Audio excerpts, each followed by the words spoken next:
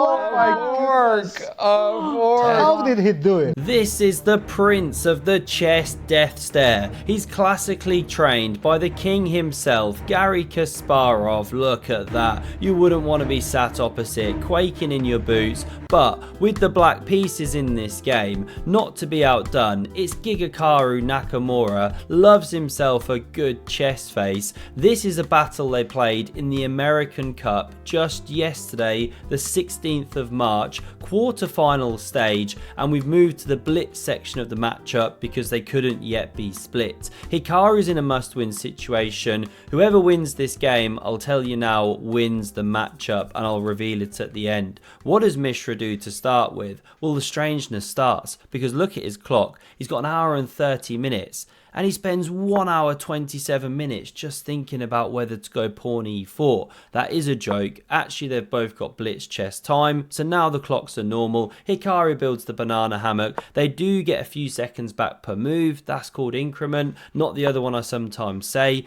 This bishop hits the chocolate slide. Hikaru going for this modern defense, and he just plays with his pawns now. Provocative, bringing Mishra on. Come at me, bro. Now he goes knight d7, and h4 starts the uber aggression, early doors, h6 in response, ready to glide past that pawn with g5. So instead, we get some it's magic. Everyone's having a great time. Hikaru goes for the attack against the king. f3 just bolsters the center, and after this pony enters the game, we see one of the most beautiful pawn structures in chess. Look at this. The great soaring albatross appears on the horizon. Hikaru's freaked out. He moves this one over this way to attack. And I don't like this next move, right? d5 is played. It's fine, you know, white's still better, but why create that chink in the armor? Why open the bishop here? Now the best way to play is b4, because if you come here, looks natural,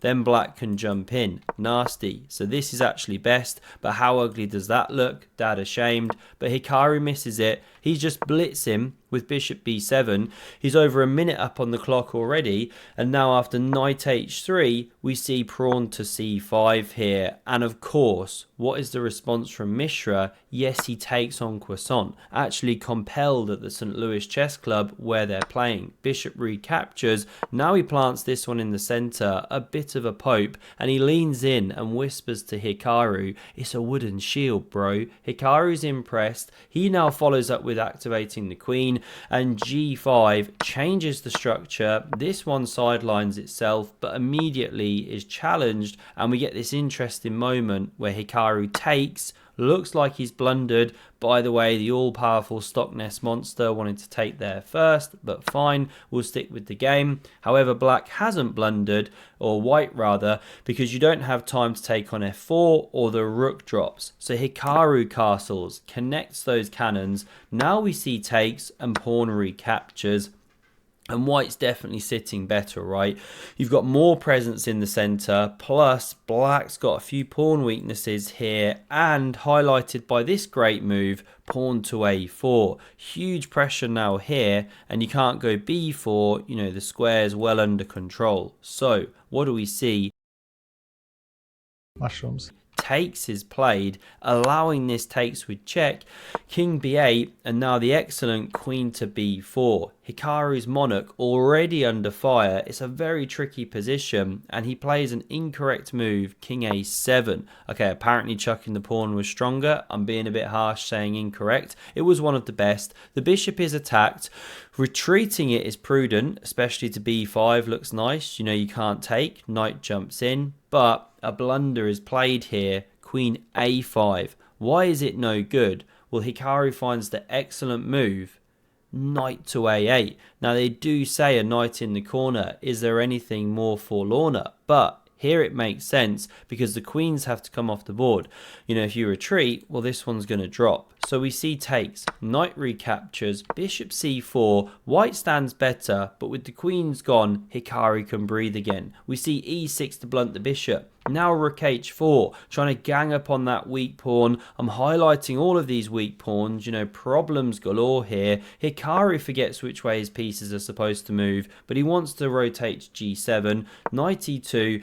Here comes that one. Excellent horseplay from both players, he says, as every move gets a miss. What do I know? Clearly not a lot. And now it gets really stinky because Hikaru plays a move which is just atrocious, and it is rook to c8, gets the double question marks of doom. I mean, we've not seen a move that painful since Hikaru decided to try and remember the names of the Star Wars robots on the spot. c4, e4, d1, h5, d2, h5, d2, h5, d2, h5, d2, h5, d2, c5, h5, d5, e1, e1. Rumour has it he's still hammering away, trying to recall them. What do we see played? Of course, rook takes on d6. Mishra is a clean pawn ahead here. King b6 played to support that bishop. And now this move is swashbuckling, but not necessary. You could say just retreat the rook or something, put the bishop somewhere, just slow play the position. This is still weak, and this. But we see bishop d5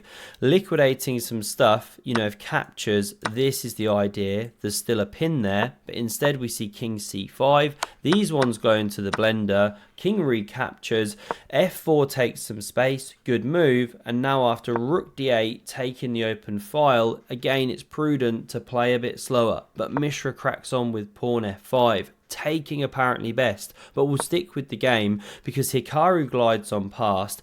The white advantage now stands at +2, and after c3 taking some control of the centre, king c5, king c2, we soon see Mishra go on a journey with the knight, reactivating it, headed for a pawn that's in the centre there. It's attacked, defended, but rook h1 is about to kick the king and then win the pawn. Therefore, the very smelly pawn to f6 is played. Lord Hans Feingold winces because look at this. Mishra can glide on by, set up the old connect 3 there. Beautiful stuff. 2 squares from home. King e7 now played, and there's an excellent move here of rook a1. This pawn's just toast, can't be saved, and sure you can push this, but the knight always blockades and white's doing great, especially when the rook invades. g7 could be on the way, blah blah blah. But we see knight h4 played. The players are low on time now.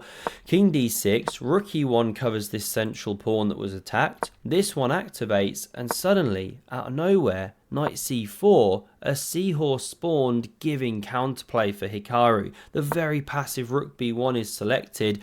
a3, don't capture, or Hikaru goes to Forktown. Population Mishra, so b3 therefore played. Check. King goes, knight g4, and we're rapidly approaching the most atrocious part of the game, because after knight d2, covering that b3 pawn, therefore freeing up the rook to activate, Hikaru chucks this one to create the counterplay, and Mishra plays truly a shocker. In this position, he goes ahead and picks up the rook, slamming it on this square, and look at that. The Stockness monster poops its pants, full -6 mode. What's the move? It's of course knight to f2 check. Oh! Oh my goodness. A must-win situation, and Hikaru pulls a rabbit out of his hat. How did he do it? How does Hikaru do it? Tricking his opponent, and he did go on to win the match, just, but not his finest chess by a long stretch, as he says in his own video recapping this game, right? This is how the game finished here. If you want to see some more epic chess, have a look at the video on screen, and I hope to see you again soon. Cheers.